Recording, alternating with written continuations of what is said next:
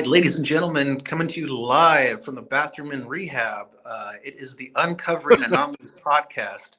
As always, that is I Want to Believe Adam, and I am Yeah. sober Topher. Yeah. I'm in the stall next door. I'm right Yeah, next to you. yeah, it's really weird. We decided to do a special what are those things like when a Good Morning America, they have like a segment from another part of the studio or another part of the Oh, country or something. yeah, like an affiliate kind of thing. Yeah, well, no, Like our local affiliates in New York, like that kind no, of thing, or no, no, no, oh. no, no, no, no. Now we're gonna go live to Kate down at the NASCAR. Oh, yeah. Oh, yeah. Yeah. I think. Yeah. It's called every time that we hit record, man, I can't remember words. I mean, yeah. It's totally, I think it's genetic. I'm like that too.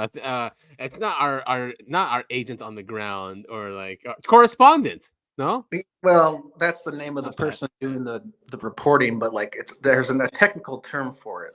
Anyway, Oh, well, I let's wouldn't know then. let's move on. I'd Google if I wasn't recording from my phone, and last time I tried that, I hung up on you on accident. So Oh, really? So if you leave all right, so now you're on the phone doing this. Is it like on the yeah, browser on like Safari? yes, So if because you try opening a new tab. Was that what you tried before? all right. Can you Yeah, still hear try me? that. Yeah, I can hear you. Okay. Yeah. Oh, so it worked. Oh, a remote segment. That's what I was looking for. Remotes. Yeah, I wouldn't see. I wouldn't even known that remote We're doing. segment. How do I now see it? Now I can't. Now I can't navigate back to Yes, the. we're coming to you live from the bathroom of rehab. Yeah. All right. Oh Wow. man. Not Well, attached. so yeah, miss you, Topher. I'm glad you're still there and staying strong and going through it. It's very Yeah. important. It. I've made this joke several times here, and people don't seem to like it. But this is being sober on easy mode. You On know. easy mode. Yeah. It's like I can go. If I leave, I'm out, and I don't want to be Yeah. out. Insurance won't Yeah. cover it. Yada yada. So I'm Yeah. staying. Yeah. And then there's no way to get drunk or anything. So it's easy mode. And I have no desire to drink. The doctors have highly hinted at the fact that I'm really hurting myself here. So, So why wouldn't they think that's funny? I mean, I think that's a perfect description of where you well, are. It is on easy mode because once you're out there in the world, you are tempted. There's commercials, there's movies, there's TV shows, and all they do is drink and smoke cigarettes, and it really isn't easy. And like I think that's a perfect yeah. description of where you are. You're protected in a way. And see, this is what I said, and people were going, "No, it's harder. You can just leave at any time." I'm like, "Well, yeah, but I want to keep my job and like have my insurance covered. Like $15,000 a day if I don't have insurance." Holy crap! I mean, yeah, I'm sure it is It's not that expensive. much. I'm exaggerating, but it is Yeah, very yeah. expensive. I mean, I'm sure it's like $1,000 at least, or 700 or something. It's like being in a resort. I mean, food, drink. I mean, coffee, all that, and board, and staff taking care of you, and right, all Mhm. that stuff. Yeah, Yeah, I mean meds. I mean, and obviously we've got right. beds and bathroom and stuff, and Exactly. it's not like we're paying extra for that. It's covered on the fees. So, yeah, it's an expense. It is kind of like staying at a resort. Yeah, what I think they don't like is that it brings out really the truth of it. And it goes on with our theme here. People just most people just can't handle the truth. No, they cannot. Yeah, and that's part of the predicament we're dealing with UAPs too. Man, there's a lot to get to, and this might be a really long show because there's long clips. I think we have to discuss. Pause and discuss and pause and discuss because a lot of these people say different things, which I think are pertinent, to our discussions that we've had before. And I think we need to get in there and just say like, well, yeah, see, either confirm or deny or these things. But there's been a lot happening. I mean, in general, right? The UAP Disclosure Act was being messed with at the top levels. So we'll talk about that. But just to begin, I thought this was good too because it mixes up AI. It mixes up AI with the moon landings, or with space and UAP. Yeah, So this in was this, super, yeah, super weird. yeah. So I think I'm gonna have to read this because they are speaking in Russian, and this group now is presenting to Putin. Right now, just make us Putin apologists covering this. I don't know, but this group is presenting to Putin these AI's capability of finding out or labeling fake images and fake pictures, right? And it's really funny of what it does. So you should mute it before we start, since it is in Russian. Okay, so let's do it. So if we play, it goes. Are you sure the neural? Yeah. Sorry, what? I didn't mean to interrupt you. Go ahead. No, go ahead. What? If it's in English in it doesn't look like Cyrillic. This looks Korean. Or Japanese. It's Sputnik TV station. It could be maybe this is ripped from a translation of a Korean or Japanese or some Asian. Okay. Or the communist. What's it called? CCN, their channel, the Chinese CCP. Channel. Yeah.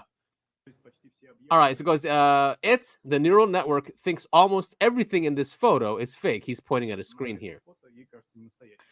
All right, and meanwhile, it raises no particular question about this photo taken by a Chinese lunar rover. And so this guy is talking to Putin, and he's looking at the screen.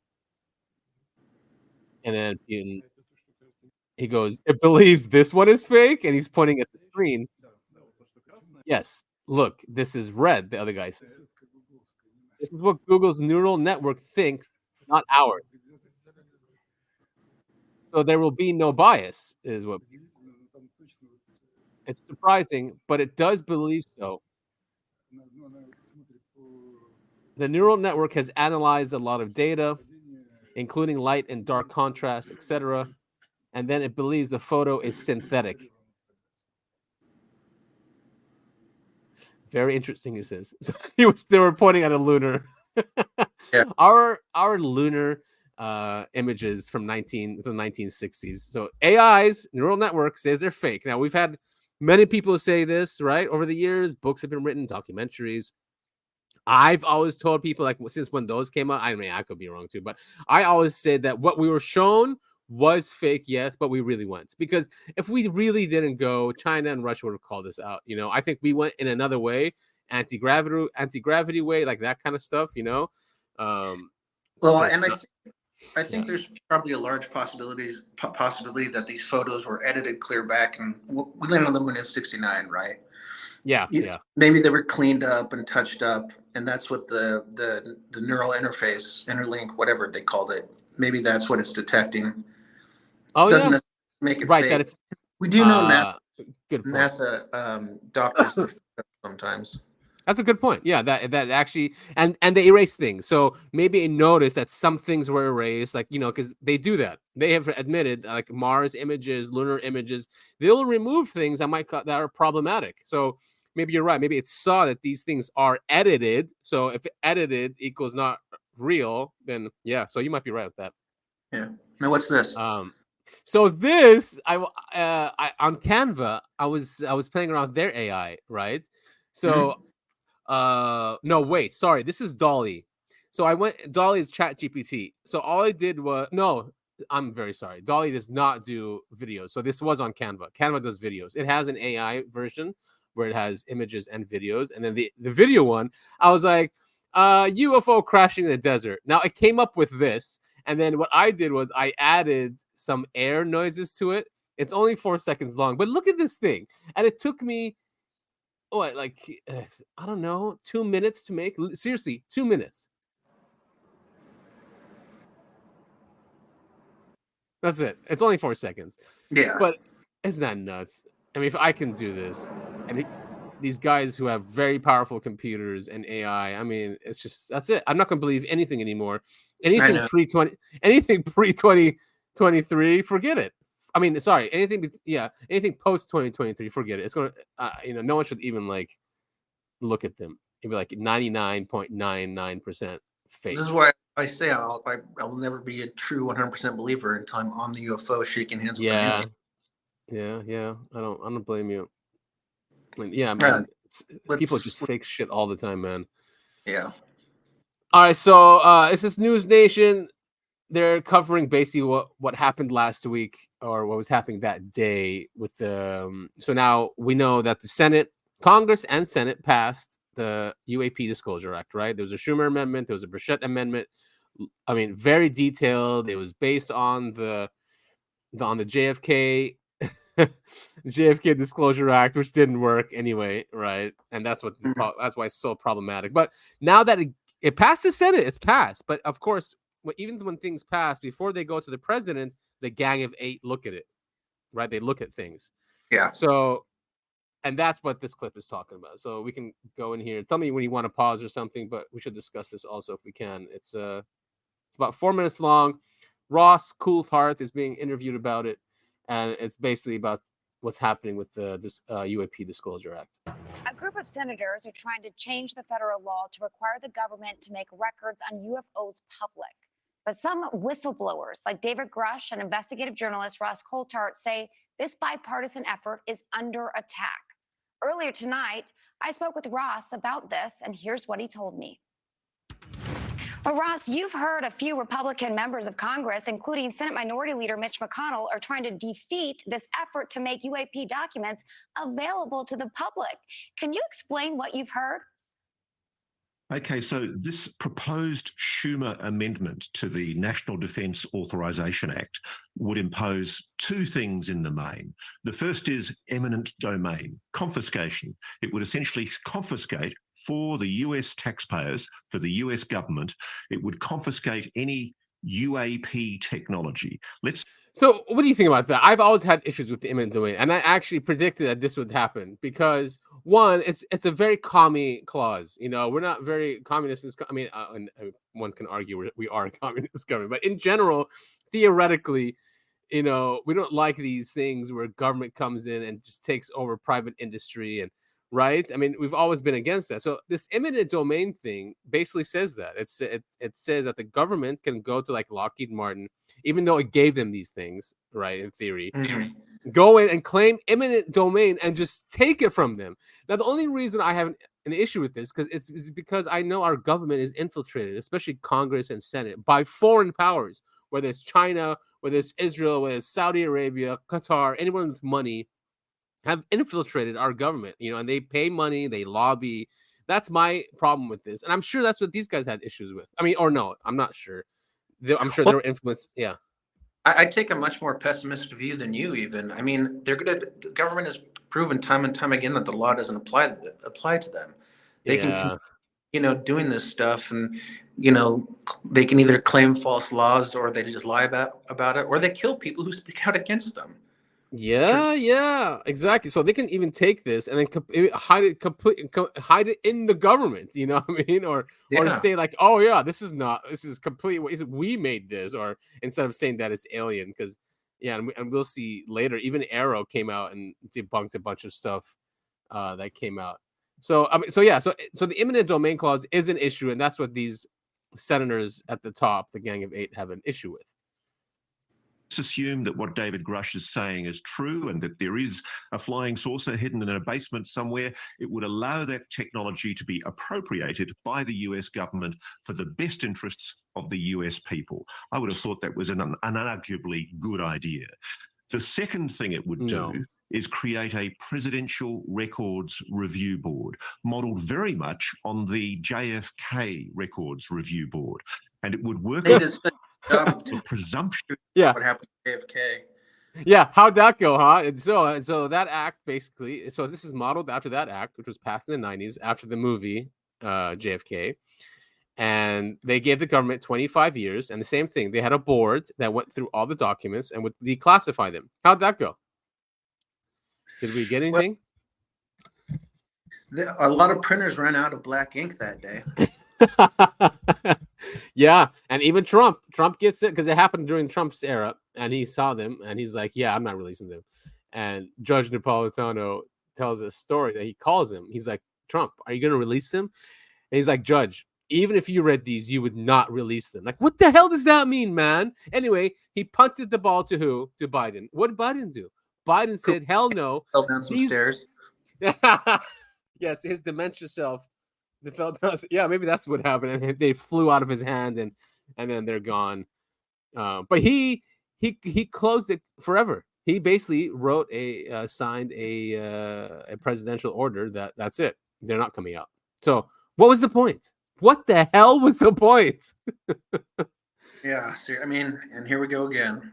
Here we go again. So what's Ross saying? Is Ross like some agent or something? He's some like disinformation agent? Like, okay, anyway, we paused it. Maybe he does talk about that, or maybe he doesn't. But the JFK Disclosure Act got us nothing. They just gaslit us for 25 years, and then at the end said, "Sorry, we're going to protect you and not release it," or whoever did it. Like the JFK Records Review Board, of disclosure. It would presume that these records should be disclosed unless there's a very good reason for doing so.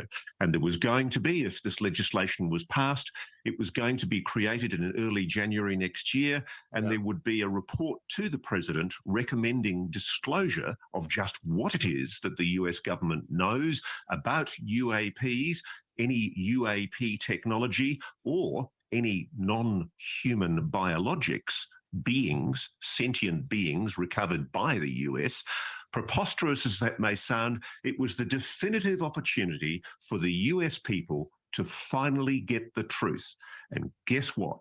On the holiday weekend, 3 Republican key political leaders have colluded, presumably at the behest of the defense aerospace industry and the intelligence community, to try to stop this key piece of legislation from being passed as part of the National Defense Authorization Act. And if it... Now, it is weird, right? Because they don't usually do this. They never do this. When the NDAA, any NDAA, if you study back all the way, I think, to 2003, when these started happening, these omnibus bills after 9/11, well, especially the NDAA, they hardly ever do this, where even though it passed the House, it passed the Senate, so unanimously, it passed the Intelligence Committee unanimously. It gets to this point, right? These guys at the top, the tip top right there, and they're like, wait a minute. So they get a call, or maybe the contractors call them, whoever, very powerful people called these people or met with them and said, get this thing out. That's what's scary about this. Yeah. So something's wrong. There should be no one who's allowed to do that. I mean, that's way too much power. Right. And Unelected it's corruption. bureaucrats. Yeah, it's corruption. And who's running the country? Is it our representatives of the people? Right? And this is the truth that comes out. Evil wannabe dictators. Wannabe dictators in the shadows, unaccounted, like, you know, they can do whatever they want and there's no accountability for it. That's the scary part. I'm sorry, but it's going to set back the process of disclosure some considerable time. Yeah. Well, both Republicans and Democrats. And that's scary. This is our, I'm not going to say our only opportunity. I don't want to be that dramatic, but this is the best opportunity we've had since the beginning of this truth embargo. Mm-hmm. It really is. We're not going to have an opportunity like this. Even though I have problems with this eminent domain thing, rewrite it. You know, like, don't block it. Like these guys, whoever's blocking it, you know, we know them, the Gang of Eight, those guys. Rewrite it. Don't throw it out completely. Yeah, I didn't even know these people were real. I always thought once it gets past the House and the Senate, the president just has to sign off on it or veto. I thought that too. I thought, yeah, and then he would veto. Exactly. Not that there was another committee to make sure everything was done right. I guess that's a good thing, you know.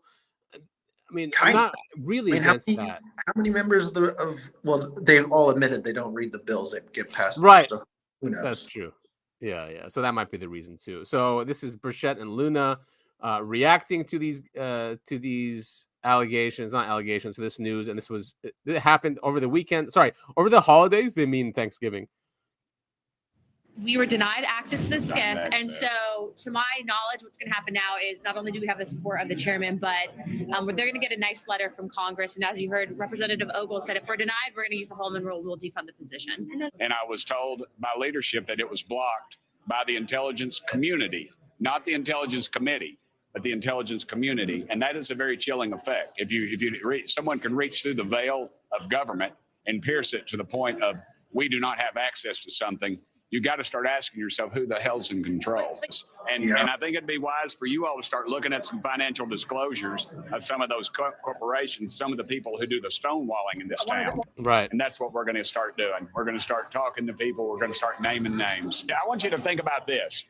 Think about this, that something with the capabilities of traveling light years, not showing a heat signature, and the energy capabilities of that would put the Pentagon out of business. We wouldn't be fighting these worthless wars overseas over oil, and American boys and girls wouldn't be dying. It would put the war pigs out of business, and they'd have to go somewhere else. And I'm all for that. I'm all for that.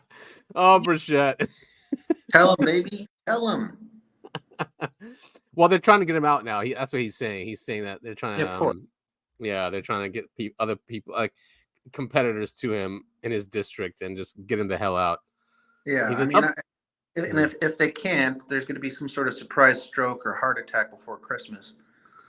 Yeah, I mean, they used to easily just assassinate these guys, or So I'm thinking, if they can't just get him out of office, then they will. They'll say this guy needs to leave. So we've been talking about this schism happening, right, in the intelligence community. So there's obviously, and our government is not a single block. It is not a uniparty. They're not drones. So these are people, and this disclosure effort, is obviously some group in the intelligence community wants this out. That's it, once and for all. It's done. And so, and one wants to keep it secret. So, but the ones that keep it secret are obviously the ones who are more powerful, if they can reach to these congressmen, right, and tell them to shut it up. So this came out, and I think this came out. The timing is amazing, because it came out when we see this trouble happening in the Senate, of them trying to block. So exclusive.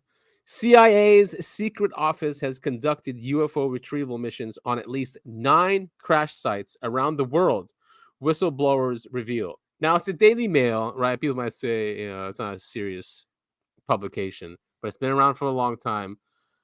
I don't think I have the interview queued up, but these writers, Josh Boswell and Chris Sharp, and Matt Ford, they were interviewed. And they said like how they went through the process of vetting their sources from the CIA. Again, it's the CIA. It could be disinformation. But they're saying here the Office of Global Access, a wing of the CIA, has played a central role in collecting alien spacecraft since 2003. At least 9 non-human craft have been recovered by the U.S. government, some wrecked from a crash, and 2 completely intact. So, I mean, this is one of those things where I feel like they're giving us something. It's not the truth. It's not the whole truth. It's just something. I do think this is disinformation, but I think there's a kernel of truth buried in here, just like a lot of these stories that are coming out recently. Yeah, and right, we can't really. It's anonymous sources. It's very unfortunate. I wish these people would come up, and there's a law there that would protect these people from UAP and UFO, so they could come out and tell everyone who they are, what their experience is, and why they think that. What happened though? Google scrubbed anything. If you search for the Office of Global Access, should we do that? Mm-hmm. They scrubbed it. Can't find it, huh? Office of Global Access. Oh no, that's there. Global Access Program. What's this? News Nation. So nothing about the CIA office though. All right. Well, chalk it up to the internet being completely different than it was 10 years ago. That's true. Yeah. All right. Let's move on. I am, for the record, hogging the bathroom for my roommate here. Well, how long? Well, because we're only at 25 minutes here. I know. That's why we gotta get going. All right, so we got Mr. Tucker had on Burchett. They are controlled effectively by the Permanent Bureau. I just want to hear earlier this year, Congress passed something called the UAP. We don't have to hear the whole interview. What's the headline say? So, episode 42, Tucker Carlson. For more than 80 years, the U.S. government has hidden the existence of UFOs. The question is why? The answer is ominous. Yes. Yeah, it's ominous. So let's see. UAP Disclosure Act of 2023. The law requires the U.S. government to tell the public what it knows about the countless unidentified flying objects that have been spotted in the skies above Earth over the past 3,000 years. It's designed to be, and it very well could be, a transformative piece of legislation. And it comes at a time when we can finally say with confidence that the most unlikely sounding theories about UFOs are actually true. Yes, these things are real. They're not all weather balloons. They're not experimental aircraft from this or any other country. Whatever they are not of human origin, nor do they behave according to the laws of known physics. And yes, the US government currently has physical evidence that they exist. That means wreckage of the craft as well as the bodies of the beings that flew them. Amazingly, all of this is true. We know that from the detailed testimony, much of it under oath, from several high-level whistleblowers, including longtime intel officers Lou Elizondo and Dave Grush, both of whom we've talked to. But there have been many, about 10 so far. So the question is, now that the UAP Disclosure Act has passed, when can the rest of us see the information that we paid for and in fact own? Well, not so fast, it turns out. One of the great secrets of Washington, known to everyone inside Washington, is that many of the most powerful members of Congress do not work for their constituents, much less for the rest of us, for the country at large. They are instead puppets of the most secretive federal agencies. They are controlled effectively by the permanent bureaucracy, including through bribery and blackmail. Two such members happen to be especially powerful this term. They are Congressman Mike Rogers of Alabama, who is the chairman of the House Armed Services Committee, and Congressman Mike Turner of Ohio, who is chairman of the House Intel Committee. Ohio, huh? Where's Wright-Patterson Air Force Base? Right in Ohio. And it's weird that he's like the chairman, right? Yeah. This guy's the chairman. How long has he been the chairman? Or does he get placed right there when they know this is going to pass? Like, I haven't looked into that. I have no idea.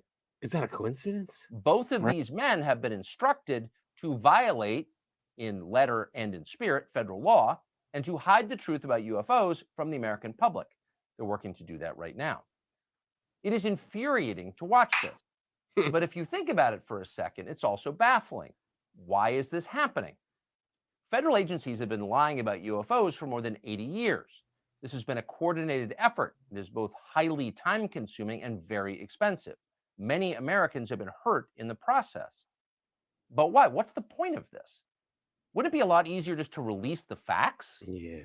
Now, the conventional explanation for why they haven't been released is that the US government is lying about UFOs because the truth about UFOs is too scary to reveal, that they're real. And our leaders wouldn't want to panic the population. But that's not true. In fact, it's ridiculous. Wouldn't want to terrify the population? Terrifying the population is what our government does best and most avidly. Officials regularly gin up irrational fears about COVID or white supremacy or Vladimir Putin or a dozen other topics as part of a pretty obvious control strategy. It's not like these people mind it scaring you. They want to scare you, and they do it every day. So why would they lie about UFOs? Well, because they're covering up a crime, obviously, and it's their crime. Someday we'll discover what that crime is. But in the meantime, here are a few questions that honest lawmakers ought to be asking. He has Tim Burchett on. So yeah, they go through that link. So Tim is on there. I want to see if there's any. He's smiling here. He's a happy guy. You know, this spot. Oh no, it's gonna be stuck. StreamYard's always like, you can plug in is much better than Wi-Fi. Yeah, here he goes.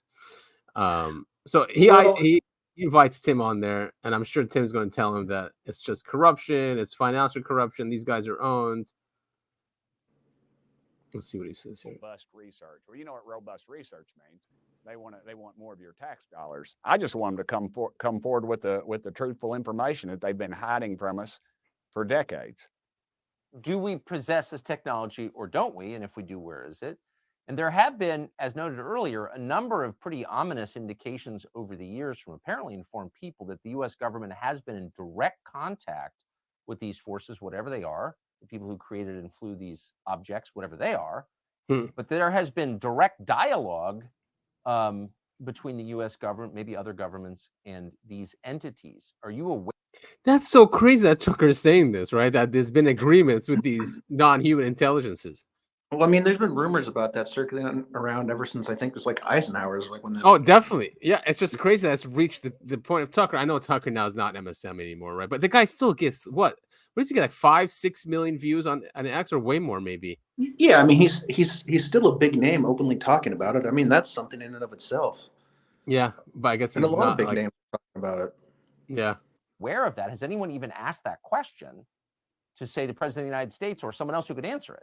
I'm aware of it, and I've talked to people about it, but it's just another rabbit hole I go down. And I have to be real careful, Tucker, to be honest with you, because you would not believe the amount of research and things I've gotten poured on me from all over the world. People send me books and photographs and things. And of course, a lot of that is, I think it's fake because they're trying to get me to embarrass me further, I guess, in this issue, but I'm not biting on all of it. I don't usually put any of it out, actually, just because, you know, I don't know if any of it's truthful or if it's a government entity putting this garbage out to discredit, you know, this community or what have you. But it's a complete it shows the mistrust the public has of our government, and for good reason.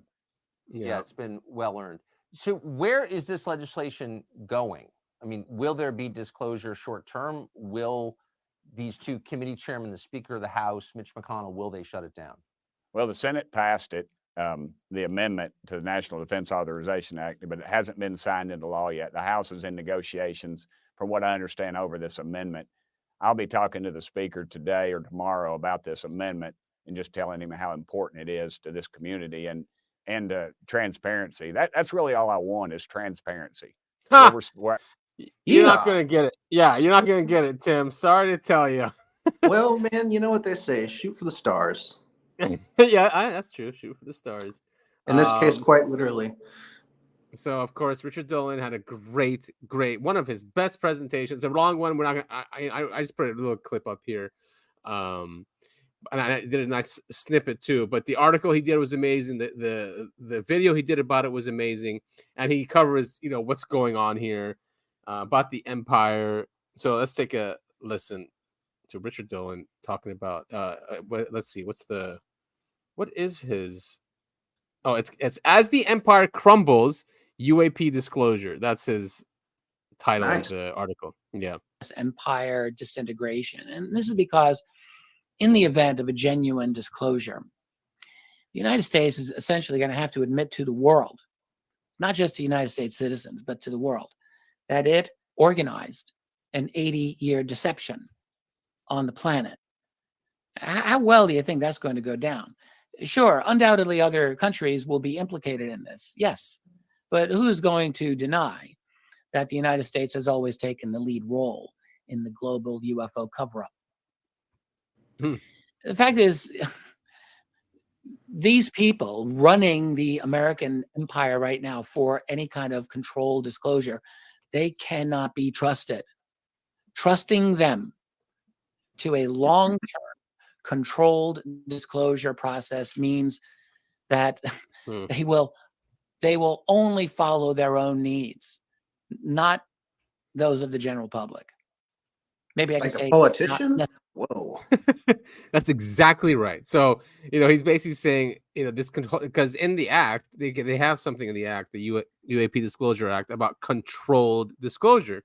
So we're trusting the government, who's hid this from us for 80 years, to disclose this, right? So he's saying, yeah, these people who were running this country and this empire are not going to disclose it for us. They'll be disclosing it for them, which means they'll hide things that would hurt them. Yeah, and they would hide things that would benefit us, the people.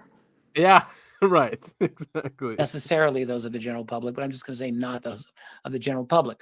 These people have not ever, do not now, and will not act in good faith. They have been stuck in a lie that they created 80 years ago, and they have no easy way from which to extract themselves now. Now, some people have said that the alternative to controlled disclosure is catastrophic disclosure. And we can all agree that there are many inherent dangers to a genuine UAP disclosure. I've thought about this many, many times. This also, however, goes for any form of controlled disclosure. I don't think you're out of the woods just because you think you're going to control this process. I think, we fool ourselves into thinking that we have that much control over this process to begin with. It's a very strong human conceit, especially during the last few centuries, that we like to think of ourselves as in control of everything. Our species is the ultimate control freak, after all. But the reality is that any form of disclosure, is going to be disruptive. Yeah, so when they talk about uncontrolled disclosure, what's been referenced is the Disclosure Project in 2001, before 9/11, when he brought out the 150 witnesses and did the whole press conference. He's saying people are saying that is a catastrophic disclosure because the government doesn't control it. It wasn't a bad thing when that came out. It's just that the government doesn't have control over it. Right. As we know, they like to have their fingers in just about everything and control everything like we're babies. So that is a great presentation. We'll obviously, like always, we'll put the link in the show notes. In the show notes and in the description. YouTube, I tried putting all of our show notes in the YouTube description, and they started removing links, saying that it's spam. So what I started to do now, at least we can put links now. Remember, because they wouldn't allow us to put links, so we can put links now. But I'll put a link to our to the episode on Spotify, and then you can go to the show notes there. You could also, when you're putting up the links on YouTube, the ones that get taken down, just like instead of putting .com like normal, like spell out, dot. Okay. Something like that. All right. Okay, so I'll try that then. So this is Joe Khalil.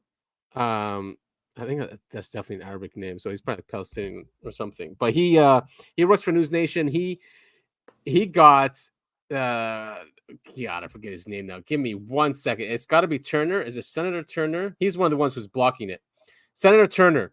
Yeah, so he's one of the senators that's blocking it. He's the one from Ohio, right, where Patterson Air Force Base is. So he caught him coming out, and he asked him some questions about why he's doing what he's doing.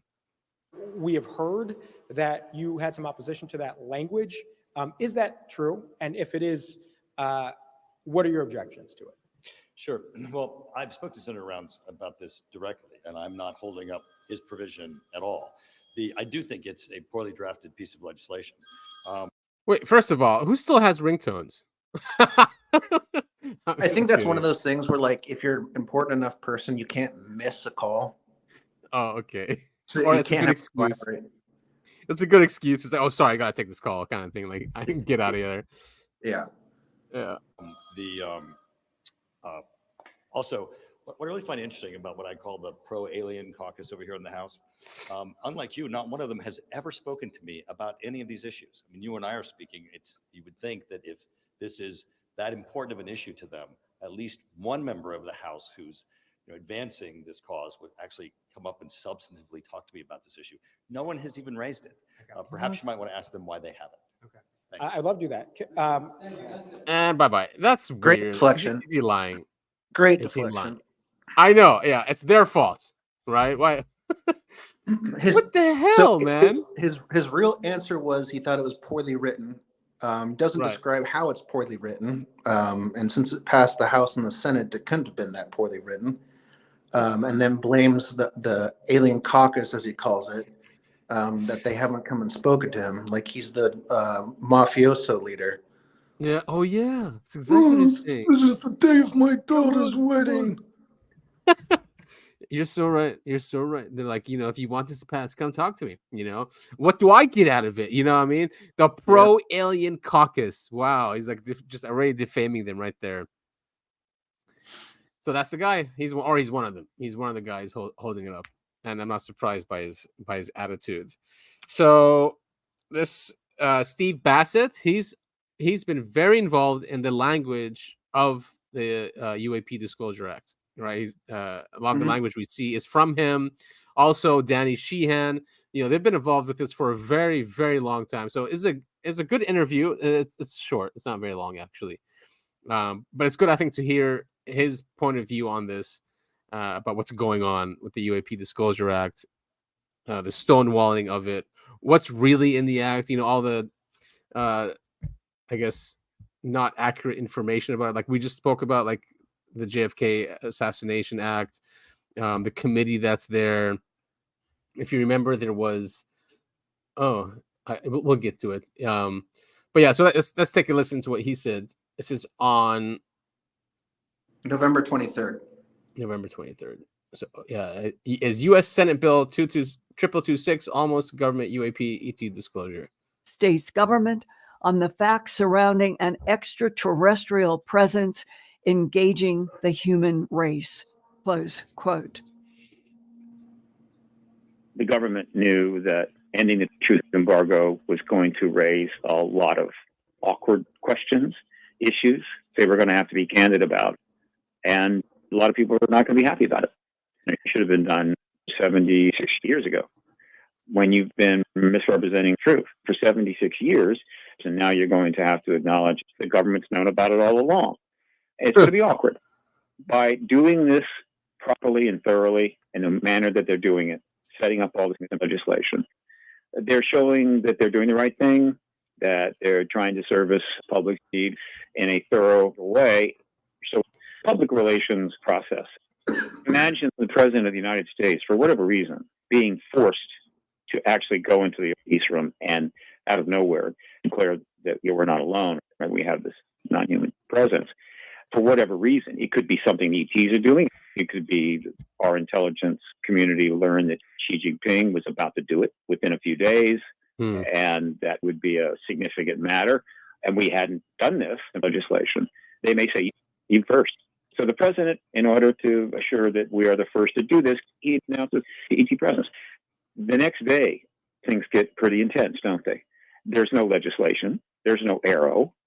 There's been no process in which they've gone through all of this and the people have gotten acclimated. It's just literally the gun goes off and all hell breaks loose. And that's not good. That's bad. And so they knew that to get to a point where the president could confirm the ET presence, all of this stuff had to be put in place in order to deal with the post-disclosure issues in the post-disclosure world. And they put it together.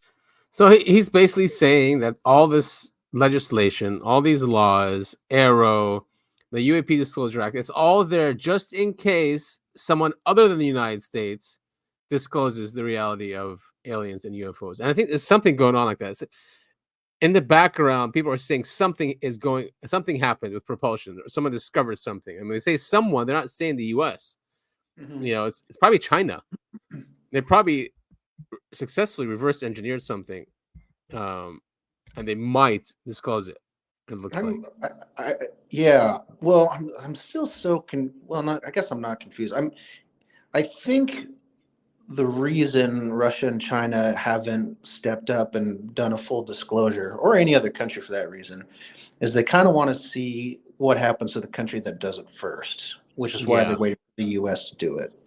Right. They want to see how upset or excited or whatever the citizens are, which is an interesting move because countries like, Russia and China like to brag about their accomplishments. So it's an interesting game of cat and mouse that we got going on. Yeah, here. and I think that the UFO file is owned by I'm not the only one that thinks this, but it's owned by a transnational group. Right, they're not Americans, or they don't have no really loyalty to America or Russia or China, and they're the ones who ultimately own this. So these countries really means not much. So I mean, they can dictate to each country what to do and say. But the thing is, those countries like Russia and China and whatever are way more controlled than we are. We're still very controlled, but our system of government still allows these cracks of real democratic things to come in, right? And so we can try and force an issue, but then, as we can see, once it gets really to the top, they shut it down. So it's interesting how Steve is just saying, though, that they're trying to create an infrastructure just to get ready for, if it's not us, that someone else discloses it. Yeah, I mean, essentially. Yeah, I was gonna say, I mean, that's not a bad move, but all of these all of these things that they put in place they're now being used against the U.S. people, as well as keeping other countries in check. Right, and he's all for this UAP Disclosure Act. I think because he had a great part in writing it. Steve Bassett's very, very well known, very respected. So he's done amazing work for this movement, and he's been at it for decades. In 3 years, from December of 2020 until December of 2023, though the process got underway in December of 2017 when the To the Stars Academy people came out. They took the issue to the New York Times. So that was like a ramp up, 3 years, a lot was going on. Just within the last couple of weeks, Sean Kirkpatrick, Okay, that's the voice of Linda Moulton Howe. So that's on her show. Steve Bassett was interviewed. So they also, News Nation asked Nick Pope about what's going on. Oh, no, sorry. They asked him about the whole CIA leak of the 9 crashes that they got.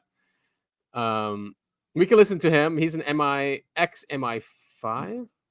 not MI6, MI5, right? That's the local one. He was part of the MOD, the Ministry of Defense. They used to have a UFO office. So since he's retired, right, he's been out. And so they're asking him about what the CIA, the Daily Mail article. Let's see what he thinks about that. Report alleging that a secret branch of the CIA was conducting all these UFO retrieval missions. Well, the CIA's Office of Global Access is exactly the kind of body that one would expect to be involved in recoveries if these stories are true. Normally, they extract personnel and items of interest from extremely difficult countries to get people and things out of. So these are the people you'd go to. And this story was amazing. I mean, nine crashed vehicles. But look, in a sense, you only need one crashed vehicle for this to be the most game-changing, paradigm-changing story in history. Yeah, and this story has just... Man, imagine just one of those. It's like a time machine. If they are from like non-human intelligences, they are like thousands of years ahead of us. It's like in all these mythical stories we've had in the past, right? Where you get these gifts from the gods, and it's priceless. The amount of money you can make from just one of these is priceless. And it makes secrecy. It makes sense from that angle. And this, I guess, I don't know. I dream of a day where I can take my small children to the UFO museum and go check out all the different crashed UFOs. one day. One day, yeah. Wouldn't that be cool? And how come our kids can't grow up to be Buck Rogers? What's wrong with that? Instead we're trying to, I don't know what. Oh, so they're upset, obviously, the UAP caucus. This was on Thursday or Friday, but they did a press conference about the stonewalling. There's Burchett, Luna, I think Moskowitz is in there. There's someone else I don't know. Oh yeah, Matt Gaetz. Hey, let's go to Matt Gaetz actually, because he talks about. Everybody ready? You got a white balance. You good? Everybody good? Spend a whole hell of a lot of time and effort and money. Sounds is not good, huh? No, it's really quiet. It does not exist. And so, fortunately, another amendment I introduced this year, it was to increase transparency. And honestly, this is what Luna's good. Here, let's listen to her. Act, which I would ask that if you see to my left, you have Representative Burchett's language, and it should be added. As we know, we do not want to go forward with fake promises to the American people. I'd also like to speak on the issue that some members have stonewalled our efforts to get transparency, and this is also unacceptable. No one member is above another, and the American people deserve to know as much about the existence in this universe as possible. They certainly have a right to know about whether or not if their safety is threatened, and most especially when it comes to our men and women defending us in the skies. This is a simple answer. Stop barring us from the truth. Yeah. Some might say she's naive. Good morning. Good afternoon. Where's Gates? I want to get to Gates. So I'm happy to be here. To Mike Rogers, he allowed the Burchett Amendment to go on the bill without objection. And I think he is to be commended for that. And also when my colleagues, Ms. Luna and Mr. Burchett and I were at an Air Force base and were told by Air Force officials that we weren't allowed to see information that whistleblowers had expressed to us existed. It was in fact Chairman Rogers himself who personally engaged with the Office of the Secretary of Defense and gave us the opportunity to view the images that were taken by pilots of some of these unidentified aerial phenomenon. So work to be done, but we hope that this gives you clarity as to what our goals are, how the scope and depth of the mission ahead. Yeah, scope of the corruption too. That's nuts.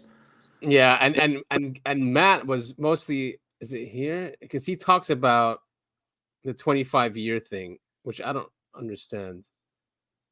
Yesterday, where members of the House and Senate both raised this issue in debate, and the strongest resistance to transparency and disclosure and the Burchett language has come from the House Intelligence Committee. Other questions? Yeah, Ryan. So when you raise these concerns about the intel community being the ones that seems to be the road and you ask questions, is it your suspicion then that what these phenomena are more likely to be are intelligence technology opposed to little green men? Is that what you're trying to figure out? Little green men. Yeah, I think that the ambiguity there creates frustration among all of us. The fact that we don't. What is up with the press, man? Why ask a question like that, despite it being little green men? You know, it's just because we've never even found little green men. Because it's the same thing they're always doing. It's the mainstream media. They're trying to get some clickbaity title to print so they can make the quote unquote alien caucus look like idiots, even though they've had whistleblowers and all these military people come forward and tell their version of events. You know, the current trend right now is still, hey, people who believe in UFOs are kooks. So, you know, they're going to do everything in their power to run with that and that theme. press conference. Yeah, and you're right, but you'd think like from the beginning of that press conference, Burchett is like, well, okay, yeah, fine. If it's funny and we're kooks and it's really crazy, then why are they blocking it? You know, prove us wrong, right? and they just won't. So about the biggest issue with Schumer's UAP Disclosure Act is that it takes they want to take 25 years to release things. So here's an explanation of that, like, you know, what would happen. Here's an important clarification regarding the 25-year rule. This is the UAP caucus on Twitter. Now, is that congressional UAP caucus, or is this like? I don't know. Christopher, I see Christopher, whatever. Yeah. Oh no, that too small. So he goes. Go ahead. So they said at least 8 alleged UFO crash retrievals would be immediately declassified if UAPDA, which is UAP Disclosure Act, as written, becomes law, unless explicitly blocked by Biden. The provision in the UAPDA regarding UAP records older than 25 years operates under a presumption of automatic declassification. But it's important to clarify the process. Oh, okay. And that's why it's different from the JFK one. But it's important to clarify the process and the role of the review board and the president in this context. Presumption of release. Records older than 25 years are presumed to be declassified automatically. This means that, in principle, once any UAP record reaches the 25-year mark, it will be declassified without requiring a specific approval process by the review board. This means all UAP records before 1998 would carry this presumption on day one. That means we're talking about like Roswell. We're talking about... Yeah, but it has to go... Oh, wait, did it say without process by the review board? Yeah, without requiring a specific approval process by the review board. I think the review board reviews something once it becomes 25 years. Yeah. Immediate action. There's a lot of info here. I recommend for our listeners or viewers on YouTube to go check it out, read it for yourself, because this is a fat chunk of info on this bill that they're trying to get passed. Yeah, and that'd be so cool. Declassify Roswell and the Kingman. I really got really interested into the Kingman UFO, which is the one that it was 3 UFOs that crashed in Kingman, Arizona, after we tested hydrogen bombs in Nevada, Upshot Knothole in 1953. So that would be cool if they declassify that. That came with beings too. All right, so this clip. This is Robert Wood. He runs the majestic12documents.com, and he worked with Skunk Works, and when he retired, he wanted to basically, prove that there is a program going in government, reverse engineering, and he got fed the Majestic 12 documents. And so he tells a story here of a guy here. Let's just listen to him. But he tells a story about those documents and then the release of the book he did, which is out of print now, which is really too bad. So after that, then I called up Hal Puthoff, who was my friend, and said, this guy claims that he knows you. He said, oh yeah, Joe Firmage, he's a good guy. Joe Firmage, I don't know who he is. So I called Joe back and said, yeah, okay. He said, well, I got a yacht in Newport Beach and you live there. How about coming down this Sunday and showing me the documents? So I said, okay. So I found his boat, showed him all the documents. And my first wife had been pretty skeptical about my wasting my time on UFOs after I retired. So I had a little skeptical attitude when I visited with Joe. But Joe looked at him, he said, these are exactly what I want. And when he says looked at them, it's the Majestic 12 documents that are on those site, which are amazing to look at. He said, what I'd like to do is I'd like to offer you the opportunity, if I authenticate these, then I will print 2,000 copies of the documents and you can have those and sell them. And so I said, well, Joe, is that all? Did you have any other cash involved? Oh, he said, I forgot. And he opened his briefcase and he took out a check already made out to me for $500,000. Wow. So, the UFOs are clearly a complete waste of time for you. That's right. And you shouldn't focus any more time on that. That's right. So I came home from that meeting and my wife said, well, how'd the meeting go with Joe? And I said, well, pretty good. She looked at the check and said, how do you know it's any good? So, she still didn't believe it. That's a good wife. That's crazy. I need to look into this Joe Fergia. What did he say? Who he is? Maybe he's a CIA officer, but it was someone obviously in a yacht in Newport Beach. Got money, obviously, gave this guy $500,000 to authenticate the documents and then print them. And we know those documents have been printed. And there's a book linked to that site. I've been trying to find it. I can't find anything. It's on archive.io, is it? Or is it .info or .org? Archive.org. You can find it there. Or go to his website, Majestic12 or themajesticdocuments.com. Amazing. There's such great reason. Have you ever been to that site? No, but I've done my own research on it. It's so good. Yeah, but he goes beyond the Majestic 12 stuff because other things were released. Like there's an there's an Oppenheimer and Einstein document that they wrote together. They were asked to write a white paper about extraterrestrials and how we would deal with them politically. So there's a document like that on there. There's the twinning memo is on there too. Anyway, so all this talk with UFOs and nukes. This came up again, even though it's 2010. Great book called UFOs and Nukes. Highly recommended. So the author did a press conference, and that's what this clip is. And his father, I think, was a Minuteman guy or something like that. So he interviewed hundreds of officers that were responsible for our nukes, and he wrote a book about it called UFOs and Nukes. So this is the press conference. Just a minute long. Declassified U.S. government documents and witness testimony from former or retired U.S. military personnel confirm beyond any doubt the reality of ongoing UFO incursions at nuclear weapons sites. When I say UFO, the witnesses have described these craft as disc-shaped or cylindrical shaped or spherical. These objects are capable of both hovering and high velocity flight, usually completely silently.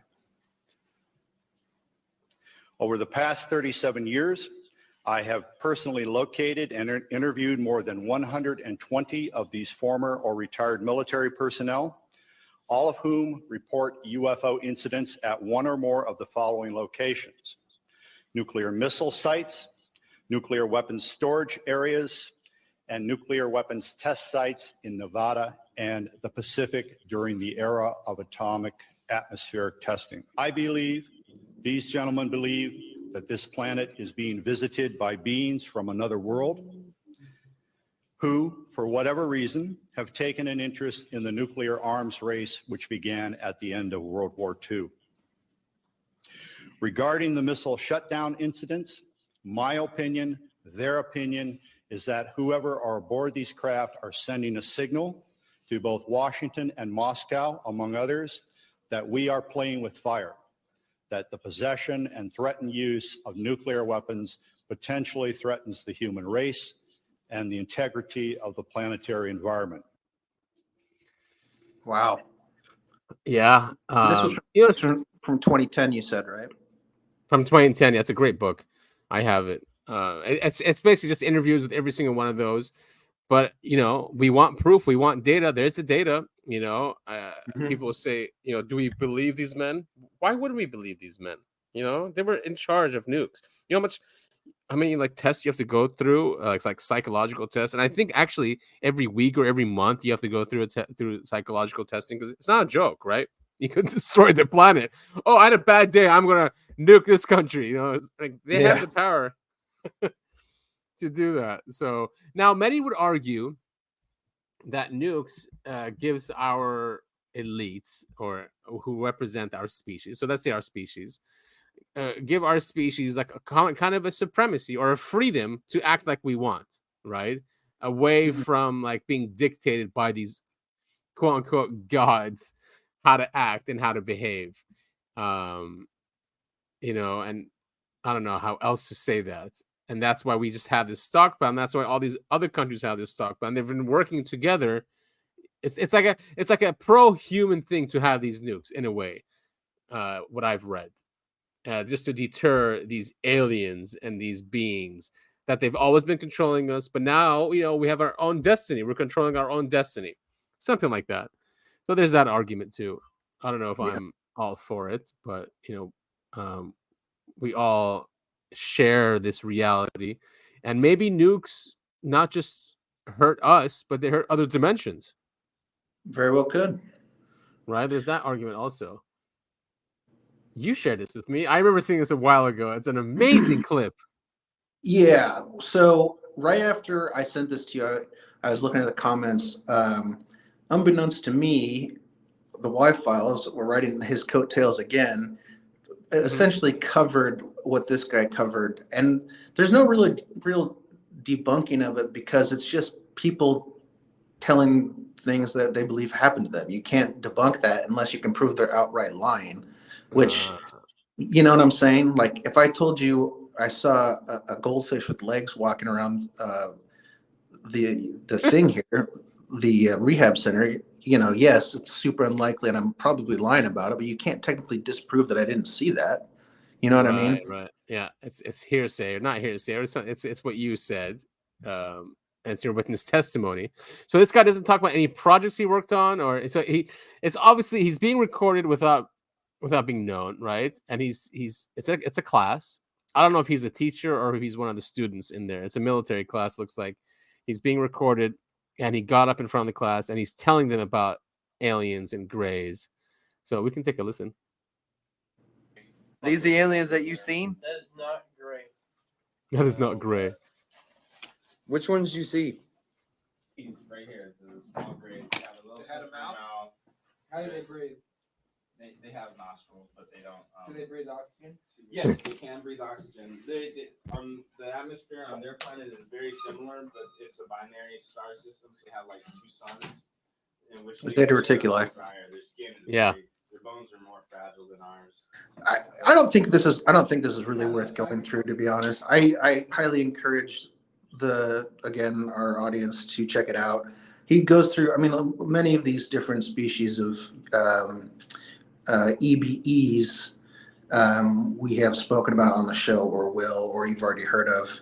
But he goes into each different species that he's encountered and like how they live and stuff like that. And it's also touched on in the newest White Files episode, which I'm assuming you haven't watched that yet, but it's pretty good. I haven't watched that. No. So this guy, he's running the class, and he's talking about Project Serpo, I think, where we had an exchange. Yeah, I think that's a weird one. Serpo's largely been debunked, I think. Mm-hmm. I think it's one of those based on a true story, but if you look at the actual, have you read Journey to the Planet Serpo? I don't think so. No. It makes no sense. Like when they start listing out, it was a website that just contained letters. Someone had like made a diary of their. Oh, I remember that from the 90s. Yeah, and that came up because of the Majestic 12 documents. There was one that was burned. That's on that site. It was burned, and it's not called Project Serpo. It's called something else. I'm forgetting now. But it was a project, and yeah, it was basically based on that. So that's why it's kind of debunked. Yeah, especially but I mean, like if you look into when they started listing out the different things they brought, like they didn't bring enough. They were like they knew they were going to be there for 12 years, but also the aliens on Serpo didn't keep track of time, so like that doesn't make any sense. How would they, how would they know when to send them? That doesn't matter. And like they didn't bring enough food, and it just none of it really makes a whole lot of sense. Enough food? What, to go to another planet? For 12 years, yeah. But that planet's not gonna have food for them? I don't know. I mean, would you jump on okay, guys, here's a week worth of food. Hope you figure it out. See you in 12 years. Yeah, it shouldn't take them that long either, right? If they're gonna go that far. All right, so what we got here? North Carolina man recounts UFO sighting that left him with a feeling of dread. It felt like there was a higher power. So this was November 29th. So I get these alerts, Google alerts of UFOs or UAPs. So sometimes I get these articles of eyewitness reports that happened. So after they faded away, I went back in my house and never told anybody about this experience. This is in North Carolina. A witness has recounted how an unknown object, which he believes was a UFO, flying over his trailer park left him terrified. The resident of North Carolina said the incident left him fearful for his life. Again, that ominous feeling. Last year, I think I had my first real-time UFO encounter, a witness wrote, in a now deleted Reddit post shared by Bro Bible. The man lived in a trailer park, but there were no air bases nearby, he clarified. He saw what he believed was a UFO over his mailbox around 8 p.m. It had 3 red lights. They weren't bright, but definitely had an aura and glow at them. None of them were blinking like planes or anything like that. They were in an upside-down triangle position, the person wrote. 2 of them stood still, and the one on the top left corner of the triangle started moving to the left and then back to the right and stopped back in perfect position. He said that as he stared at the UFO, it appeared as though it was trying to communicate with him, almost like it was trying to show me something. They sat there for, I want to say, around 3 minutes, and then just ended up fading and dimming away, he wrote. He went on to say that the incident left him with a feeling of dread. Felt like there was a higher power, he said. After they faded away, I went back in my house and never told anybody about this experience. The witness said, although the incident took place a long time ago, he still feels afraid thinking about it. I feel like I sound crazy, but I just haven't felt the same since that encounter and really needed to tell someone, even if it's some random people online. So he was clearly, this is disturbed. This is interesting. The day you sent this to me, one of my classes here, we were talking about electromagnetism and the effects that it can have on the brain. They ran all these tests, and some people were saying, as the current was running through my head, I thought I could feel the presence of God. So some people, after these experiments, became super religious. Some of them lost their religion. And there's very commonly people would say, even though they're laying down, in a reclined chair, they thought there was someone like laying right beneath them and behind them. And electromagnetism comes up a lot in UFOs, and the feeling of dread and feeling about that there's a higher power goes hand in hand with what we study. I thought that was a fun little coinkydink. Yeah, nothing's really coincidence, huh? When you think Yeah, about it. or what's it called? The better word. There's no such thing as coincidences. What's another word for coincidence? Oh, you mean the synchronicities? Yes, synchronicity. Synchronicities, yeah. And for those that do recognize synchronicities, it becomes then a game with the universe. They'll just keep showing up. Oh, yeah. And all that talk about electromagnetism and our soul. And so this account on Twitter, we follow each other. He's great. Tristan, he has a plasma body, basically our soul. Pressman elaborated this concept of bioinformation within the body in such a vivid manner. So I think this goes with the whole electromagnetic thing. An electromagnetic field giving us dread or a higher power, especially if it's affecting our biofield, right? They're calling this. So Pressman said that every human body in the upright position was essentially an ellipsoid, a sort of elongated sphere for purposes of analysis of currents and fields. Here are his drawings showing what he meant. So these are the drawings right here. And these are electromagnetic fields. So of course that goes to what you just said. Of course it's going to have an effect on humans, whether it's by saucers or any other, microwaves, directed microwaves. I mean, and that's where tinfoil hat comes from, because that repels electromagnetic waves, and we make fun of these people, for being that way. So there's that. There's a lot of other stuff. I don't know if you are in a hurry, we could wrap up. By the way, there's a lot of other stuff. I feel bad, but yeah. I don't want to hog the bathroom any more than I have. Okay, I mean we've done an hour and 11 minutes. Well, this, I'm not convinced, but a lot of work is being done into this. It's a great interview. It's about the Tic Tacs and all these things we're seeing. There's a lot of evidence that it's us or China now, even the Tic Tac. And I think we did share this not last week, but the week before. This channel. That aerogels can be utilized to be UFOs, to encapsulate, to basically aerogels you can get the vacuum out of aerogels so they can be lighter than air, and that's how they can float. Anyway, it's a long interview, but they go through that, the Tic Tac, and this guy, I don't know how he knows, but he thinks that it is Chinese technology, especially the one in 2017. But it's not really a dynamic interview for us to put on the show, but definitely our listeners should go and listen to this, because this guy right here on the right, he's a scientist. You can tell because he's got a shirt that says NASA on it. No, but his channel is really cool. He does get things leaked to him. What else do I have? Oh, you know what? There was also the whole Musk thing that happened. I want to share the final 1 minute, because I think all of us now all of us have seen what he said to advertisers. He told them to fuck off, right? Yeah. We've all seen that. He's like, "You're trying to blackmail me? Fuck you. F you. Go fuck yourself," he said. And then when he said that they would bring down the platform, take that up with Earth, but no one talks about the final minute here where he talks about, and I think this is the important one. Not the go fuck yourselves. Right here. Of course. What minute was that? Did you see the 47. Did you send me the it's the one where someone used AI to put Elon Musk on Burchett's fall where they may approach to those. Yeah, actually. Does he talk about? Yeah, we'll do that. Wait, 340. Yeah. Businesses, I don't think. No, we focus on making the best products, and Tesla's gotten to where it's gotten with no advertising at all. I understand that. Tesla currently sells twice as much in terms of electric vehicles as the rest of electric car makers in the United States combined. Tesla has done more to help the environment than all other.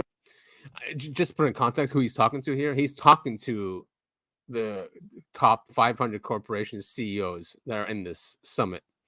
So this put in context who this guy's talking to. Companies combined. It would be fair to say that, therefore, as a leader of the company, I've done more for the environment than everyone else, any single human on Earth. How do you feel about that? No, How do I feel about that? Yeah, no, I'm asking you personally how you feel about that, because we're talking about power and influence, and I'm saying what I care about is the reality of goodness, not the perception of it. And what I see all over the place is people who care about looking good while doing evil. Fuck them. Oh man, I don't know how he's still like the quote unquote richest guy in the world, right? Yeah, well, it's that keyboard. It's like that keyboard activism. People go on X or Facebook or Instagram or whatever. I don't even know, and they post about how much they support the cause or whatever it is, but they're not doing anything other than that. Yeah, what was it called? Altruism, like Sam Bankman-Fried, right? Wasn't he that guy? That he was, what is that called? Yeah, something to do with altruism, capitalist altruism. But yeah, it's all a lie. It's a show.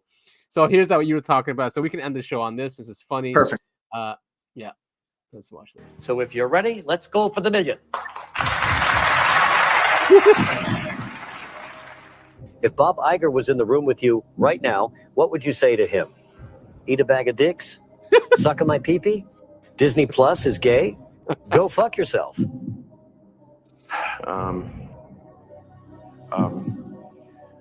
I'd like to use one of my lifelines and phone a friend. Okay, who would you like to call? I'd like to call Bob Iger. All right. Our friends at AT&T will get Bob Iger on the line, and we'll see if he can help you. Hello? Hello, Bob. Yeah. Hi, Regis Philbin here from Who Wants to Be a Millionaire. Hi. We've got Elon Musk with us right now.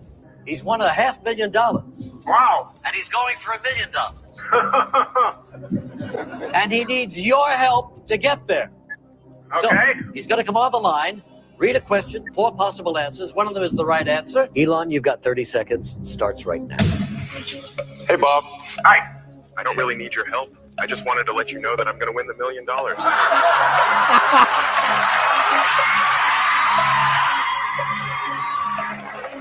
Go fuck yourself. He's won $1 million. Oh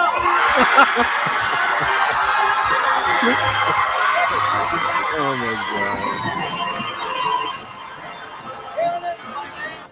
And what I see all over the place is Oh, people they who have care it about there. looking good while doing evil. All right.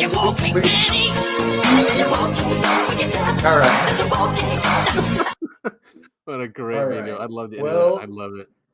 Thank you all so much for listening to the Uncovering Anomalies podcast. That is I Want to Believe Adam. I am Sober Topher. And Adam, why don't you tell the audience at home where they can find us on social media? Yeah, you can find us on Twitter. That is our main platform that we use on social media. We haven't opened up anything else. Let me know if you want to, but I don't think everyone else would just probably take us off. So yeah, we're at UAP the podcast. That's our handle. You can follow Topher at Topher it all. You can follow me at Breakaway Civil. So I'm on there also. And we're on all major podcasting platforms. We're on YouTube at Uncovering Anomalies Podcast. We're on Rumble, which mirrors our stuff on YouTube at UAP Podcast. And I think that's about it. We might go into like Odyssey. Oh, Odyssey. No, Odyssey's gone. That's right. It's gone. I mean, it's still there, but the organization Odyssey's gone. Yeah, that's right. But that's mostly it. So again, review us, give us your feedback, share us with everyone. I think our show gives a lot of value for people who don't have enough time to really follow the news of UAP and UFO. We do a great roundup of what's happening, and other things too. So I think from my end, that's about it. And this is episode 48, Topher. 48. I know. Wow. Well, we're serious.